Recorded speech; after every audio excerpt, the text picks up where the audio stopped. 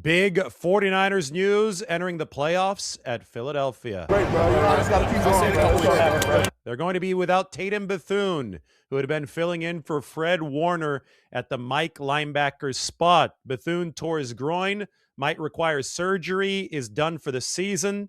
And now the 49ers are going to be trying to build a bridge back to Warner himself.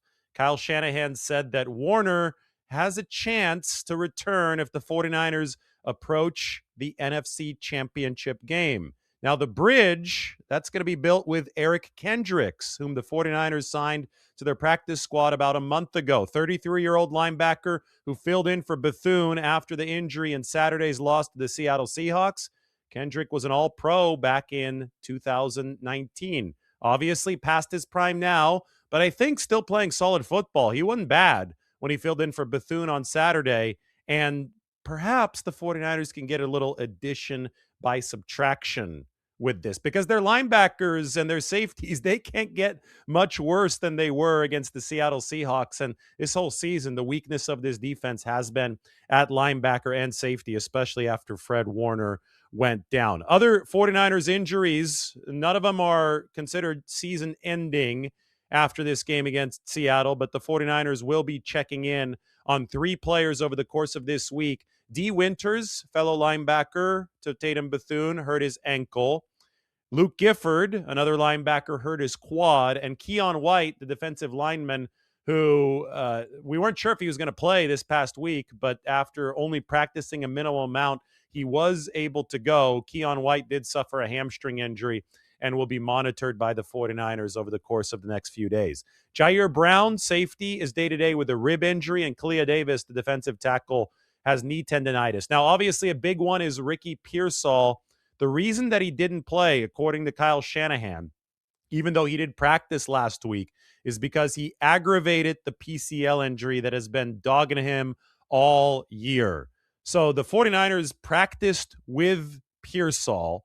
Then he was unavailable to go. And then we saw what the offense looked like against what was a historically good Seattle defense. But there's a reason why receivers are paid so much. There's a reason why the 49ers committed $30 million annually to Brandon Ayuk, why they committed a first-round draft pick to Ricky Pearsall. It's because that position's really important.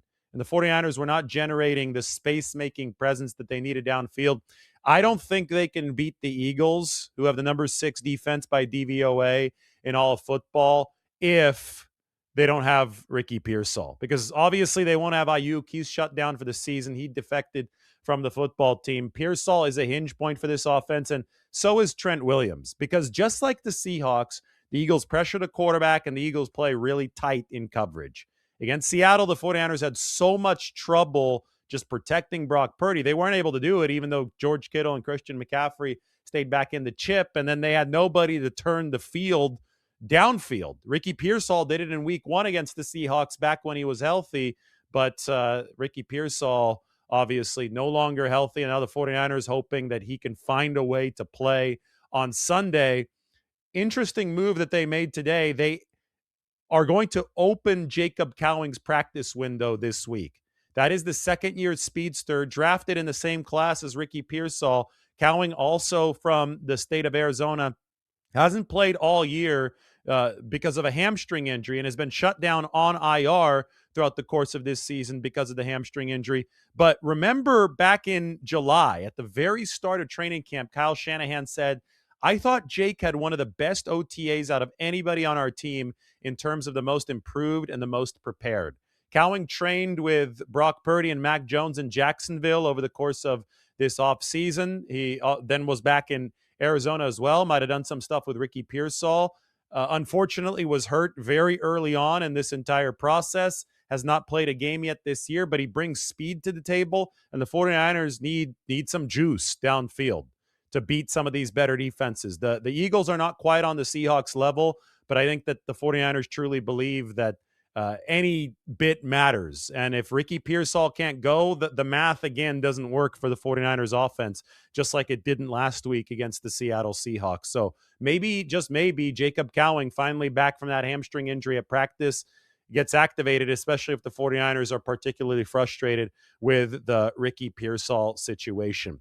Brock Purdy checked out good. He had the shoulder stinger at the end of the game against the Seattle Seahawks, so he should be a full participant at practice this week, and obviously is the key to the 49ers being able to go and win. He finishes number 2 this season in QBR behind only Drake May, a score similar to his 2023 score for Brock Purdy. So right at the top of the league.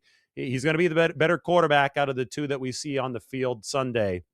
Jalen Hurts has been rather unremarkable this year, especially when it comes to throwing the ball. But the 49ers are going to have to figure out a way to stop that Philadelphia run game. With Eric Kendrick starting at linebacker, we'll see if Dee Winters plays. If it's not Winters next to him, it is going to be either Garrett Wallow, who was in there at the weak side spot this last week after the injury, or it could be Curtis Robinson, who was inactive last week, but almost certainly is going to be active for the 49ers this time around. They can also, San Francisco, in this case, they can also make a practice squad elevation. Jalen Graham remains on the team for the 49ers, so they can call Jalen Graham up from the practice squad, and I'm sure that is something that they will do. Practice for the 49ers is going to be Wednesday, Thursday, Friday. We've got the Kyle Shanahan audio here, and then my appearance on KMBR. All right, guys, injuries from the game. Dee Winters with his ankle. We'll evaluate throughout this week. Luke Gifford with his quad. We'll evaluate throughout the week. Keon White, hamstring. We'll evaluate throughout the week. Jair Brown, rib. He's day-to-day. Kalia Davis, knee tendonitis, day-to-day. Tatum Bethune, groin. He'll be out for the rest of the season. And updates on players who missed the game. Trent Williams and Ricky, both with hamstring and knee ankle. We'll evaluate them throughout this week. And that's it. Go ahead. Did Bethune have a groin tear? Yes. Will that require surgery? Possibly. I haven't decided yet. And obviously, Eric Kendrick has to step in. How do you feel about his readiness with the defense to be able to play at a high level that he's shown in the past? I'm real confident in Eric. He's been here long enough. These games he's gotten in the last couple of weeks, he's done a good job of. And I'm glad that we got him for this situation. Who's the next guy up at that? Who's the next guy up at that weak side spot if Dee Winters wouldn't be able to play? It could be Warlow. It could be Curtis Robinson. Kyle, I'm sure it's not this week, but are you reaching a point with Fred at all, or any update on him where maybe he could start practicing, or at least start looking at that, or is that still too far off? I think it's too far off right now. I think it is a possibility, as we got closer to a possible third game here, championship game, but it's not something we're thinking about right now.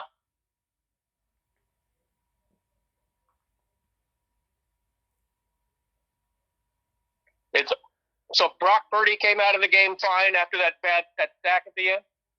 Yeah, Brock checked out good. Kyle, what was your process, the coaching staff's process yesterday for starting game planning on the potential of the three opponent? We came in and we spent a lot of time as a staff on the Saturday night game, just really evaluating that and going through all three sides of the ball with the staff, and then we watched those other games to figure out, did a little of our own scouting, but not making it official Philly till after the afternoon, and finding out after the night game what day we'd play him on. We were excited that it was on a Sunday, so we can have a normal 7-day week. So came in this morning treating like a true Monday. Just finished with the players and put Seattle game all to bed with them, and now we're getting going on Philly. And when you look at Philadelphia, what kind of stands out to you as far as the challenge that they offer your team? We're still really early into it, but we know how good Phillies is, how good they've been. We know they have a great defense. They got a very talented and good offense in terms of how well they run the ball and some of the playmakers they have and the issue that their quarterback presents. And they've had a Super Bowl defense for a few years now, so we know those will be the biggest challenges. Does their defense pose similar challenges as the Seattle defense schematically and in terms of their strengths and weaknesses? Yeah, I mean, they got a really good pass rush and they got tight coverage, so that's a similar part of it. I know you guys look at GPS on guys. Do you also look at it at the game? And with the 18 missed tackles, was part of it just the fatigue from playing 3 games in 13 days? Yeah, I think that. I mean, that definitely doesn't make it easier. I think that stuff adds up. I think it does with injuries and stuff too. But that can't be your excuse for it. I mean, that's just stuff that doesn't make it easier. You got to find a way to do it. And we said it during the game, and it's only more evident after. 18 missed tackles was way too much. But did the GPS reports show that was an issue? Did the energy level show on those reports? I mean, GPS doesn't really show with missed tackles or anything. That just tracks their top speed and how much yardage they cover in a game. And our guys were speed-wise fine. They were same as the week before. Oh, okay, thank you. Sure. Kyle, how would you evaluate throughout the week as opposed to day-to-day? Does day-to-day mean they're closer to playing? Yes. I mean, it's Monday, and there's a chance that they might be good by Wednesday, or there's a chance they might be good by tomorrow. The other ones we see as more evaluating throughout the week. I know that Nick Martin has to spend at least one more week on IR before he could come back. But is he out of the protocol at this point, the concussion protocol? I didn't check today since we have another week anyway, so I'm not sure about that.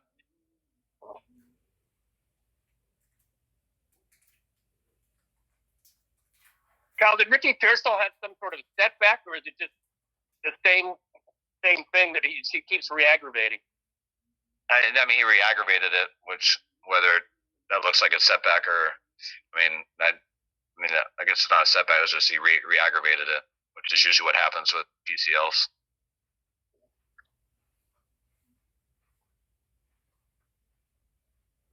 Are there any plans to open the windows for anybody? I mean, specifically, we talked about Jacob Cowling for a while. Yeah, Cowling's window will open this week. He'll start practicing here on Wednesday.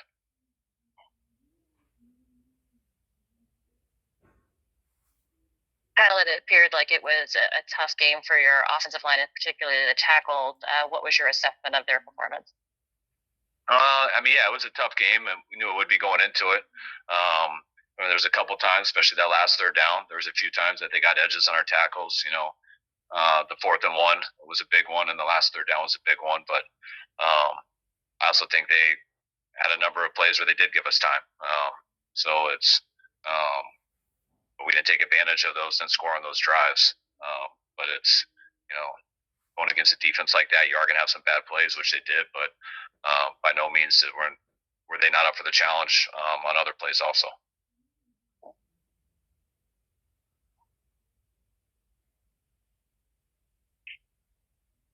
Was there anything about the game tape that was different than what you expected to see? No, the game tape was very, very much what we expected to see. We had a big challenge, and we thought we had to play at our best, and we didn't play at our best. Give credit to them for that. I thought we made a couple too many mistakes, which. When you're in the situations we are, there's not much room for those mistakes. I thought we got some stuff going a little bit more later. When you talk about the O-line and stuff, that one drive that we got into the 3 before we turned it over. Those are 7-step drops, really putting a lot of pressure on them to try to get those plays. And we were able to get those all the way down there, but then had the turnover on the 3. But it just wasn't clean enough football to beat a good team like that. And we know we can play cleaner.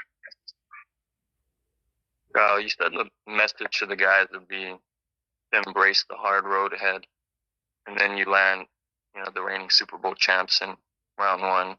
How have they been receptive to that, especially amid some of these injuries that seem to be piling up again? I think that's what our guys are ready for. To go all into that game, I don't think we cared who we played. The main thing was knowing that you got to go to 3 on the road to get there to the last game of the season, as opposed to 2 games at home to get there. So that was the biggest thing in playing the hard way. Right now, you can't get picky about who you play, whether it's the defending champs or whether it's the 7th seed. This is the playoffs. Everyone's earned the right to be here. if you want to reach your ultimate goal, you got to be good enough to beat anybody. Hey, Kyle, going back to Philly, obviously it's a different team than 22 and 23, but going back there in 23 and winning the way you did, for the guys that are, still on the team now, do you think that helped them in terms of it's not all about, getting revenge for the 2022 NFC Championship game, knowing that you've already been back? Yeah, I think those storylines and stuff are great for fans and for people to talk about throughout the week and stuff, but I don't think the players think much about that, especially how many years it is removed on both sides. The guys who were there in 23 or 22, I think the best deal is to understand the atmosphere of Philly, what it's like to go there and play a big game and how it can be. And it helps guys be more prepared for the moment, but I don't see much correlation into the previous meetings to this one. How did you feel about how Upton Scout played against the last game? I thought Upton played really well. I thought might have been his best game of the year. I thought he had an awesome game. David Lombardi of the San Francisco Standard. You got to go read him at sfstandard.com. Got to subscribe, support local journalism. I do, and he's writing a lot about what the 49ers are facing after getting smoked by Seattle. So, David, welcome. I should say Happy New Year. I say welcome back. Welcome back to us. You didn't go anywhere. You're covering games. How you doing, David? Hey, what's up, David? I'm doing great. Booked my flight out there to the East Coast. I'm looking for a hotel right now. I actually enjoyed visiting Philly. I think it's a cool city. I understand that for people wearing an opposing jersey to the stadium, it's not quite as fun. So I'm usually wearing a blazer or something like that. So that probably changes my opinion of heading to the game. But we got fans there in Philly who like bang on the press box glass and stuff. And in 2022, they were going crazy when the Eagles were blowing the 49ers out after Purdy got hurt. And then I noticed that the next year in 2023, they didn't look back a single time at the press box, and they just kind of left early. They left with like 17 minutes to go in the game in 2023. So grudge match time for the 49ers against the Eagles. We'll see if the fans leave early or if they're going to be banging on the press box window. Very much so. Great storylines await, and we'll be talking about them all week. Let's talk about, is there a connection between what happened on Saturday night when the 49ers lost to Seattle 13-3 and gained only 173 yards and what they have to fix by next Sunday? Or was it entirely a matchup-driven thing, and the Seahawk matchup is in the rearview mirror and the Eagles present a totally different challenge?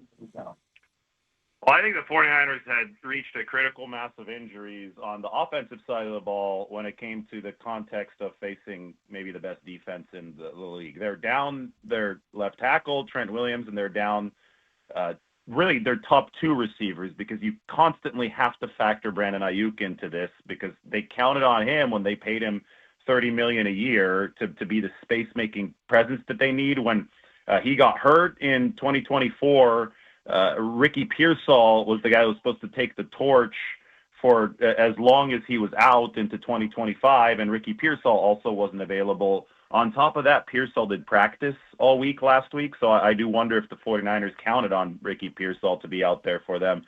He wasn't. He was still too hurt to play, and they didn't have what they needed firepower-wise to space things out at receiver, and they didn't have what they needed to protect against what is a really, really good Seattle front. So they just got overwhelmed offensively.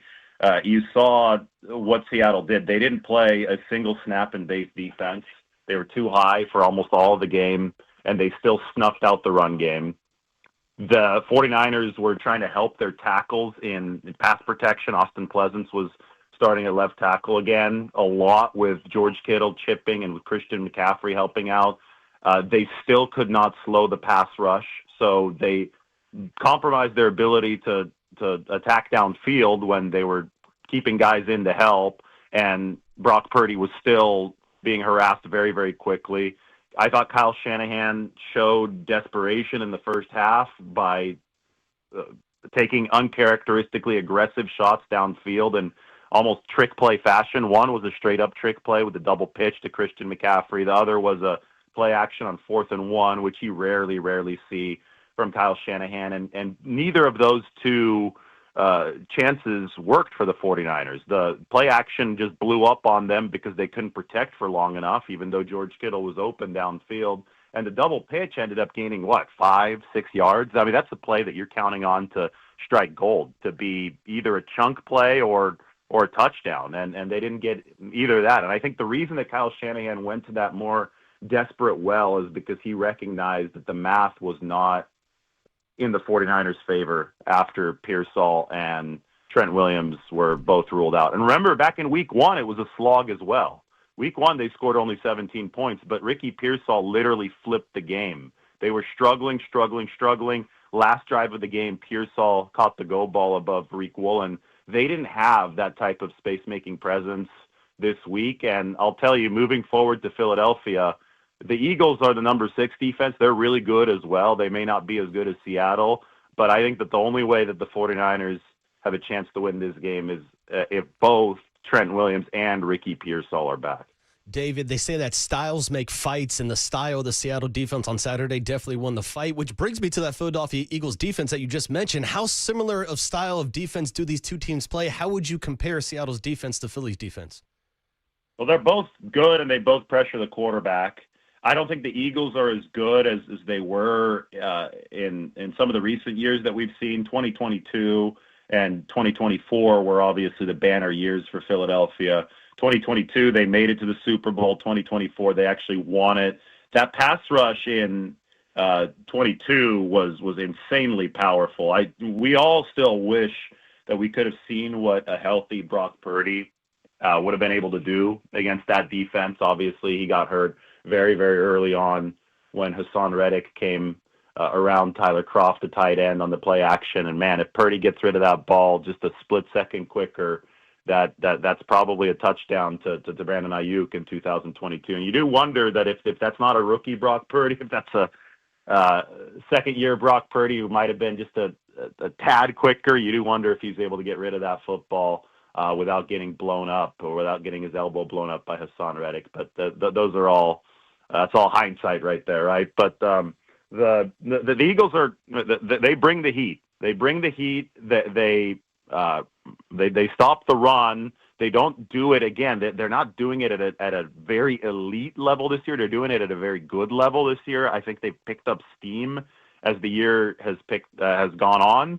They just went into Buffalo and they had Josh Allen and the Bills in a blender for 3+ quarters. In fact, I thought that the Bills game at Philly was a lot like the Seahawks game at San Francisco, in that Buffalo had not scored anything for 3+ quarters, and then they got a couple rushing touchdowns from Allen at the end, just like the 49ers resurrected on that drive that Purdy made happen early in the fourth quarter, but then obviously Christian McCaffrey couldn't hang on to the ball, and it turned into a really, really bad luck interception. That didn't happen to Buffalo. They were able to punch it into the end zone, but they still lost because Allen misfired on the 2-point conversion at the end of the game. So it's going to be tough for the 49ers offense. The path to victory is going to be very narrow again, like it was last week. But again, I do think if they have the talent that we think they might have back in Trent Williams and Ricky Pearsall, this is still a high-powered 49ers offense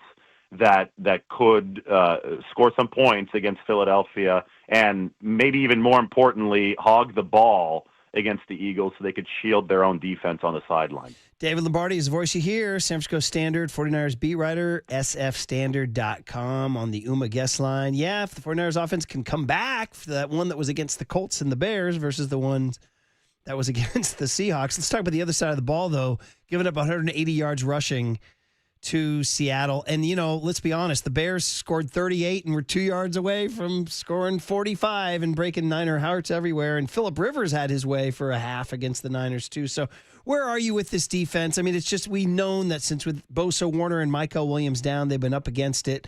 Now you might not have Bethune and Dee Winters. I mean, that's going to be a storyline all week. And I guess the third part of it is, are the safeties just not getting it done on run defense? Well, Bethune and Winters both went down.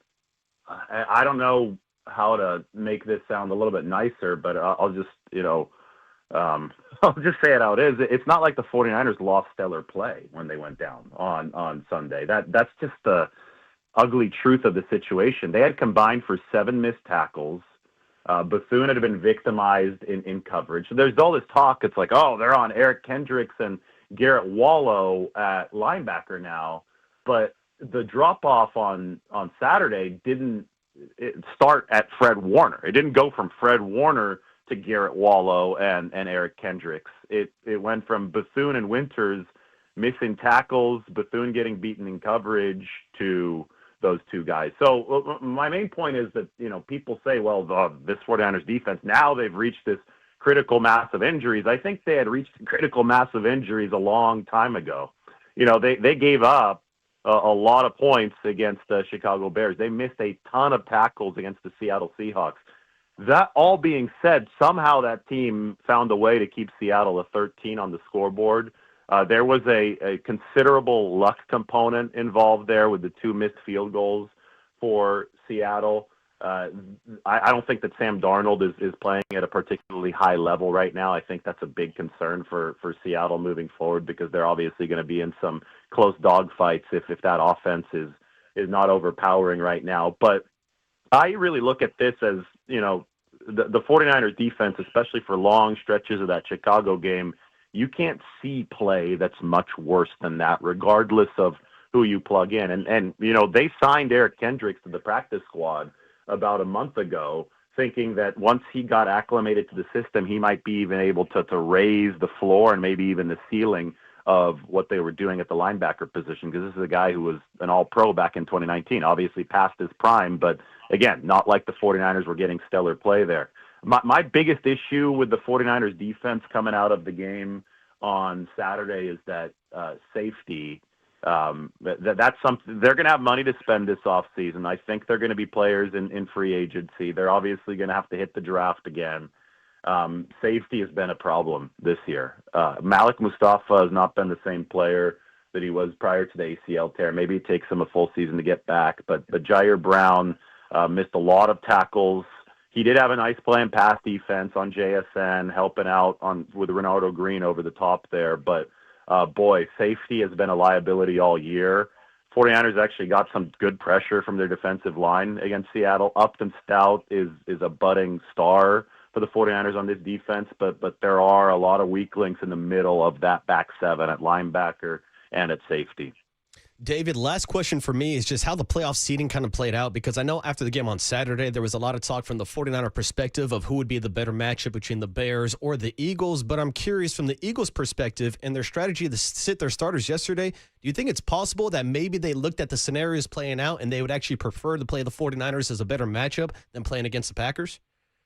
I mean, it was a little sketchy for me at times, guys, watching that game.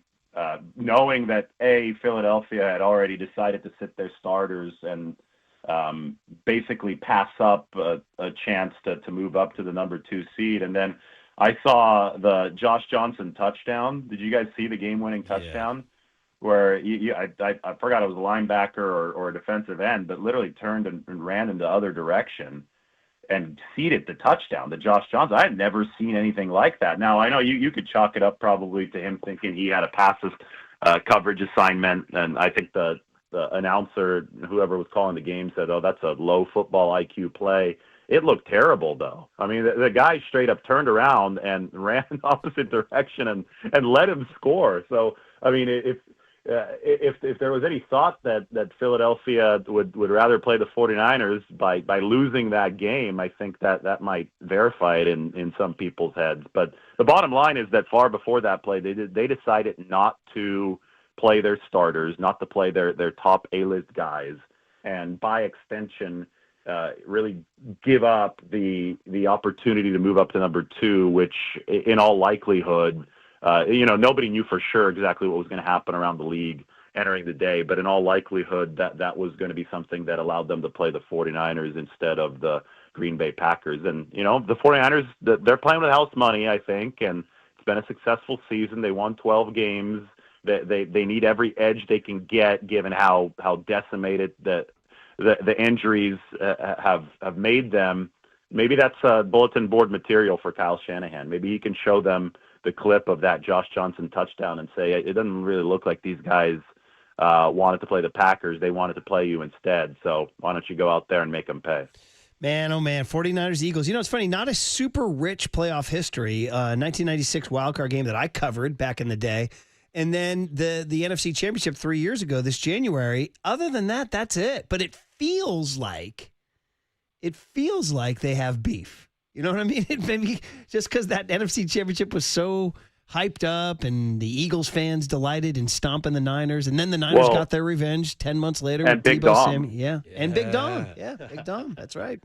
But it It does. was the Big Dom Dre Greenlaw thing. And Big Dom, really nice guy, by the way. We met him at the Combine the next year. And the 49ers went to bat for him after that game because there was fear that he was going to be suspended for a long time. I think he was only suspended for a game. It wasn't for that long because John Lynch actually, I think, called the league and the 49ers vouched for him. And they said, we've heard he's a really good guy. And it was just a heat of the moment thing with Greenlaw. So I think there's a respect there, too, between the two teams. But I definitely do think that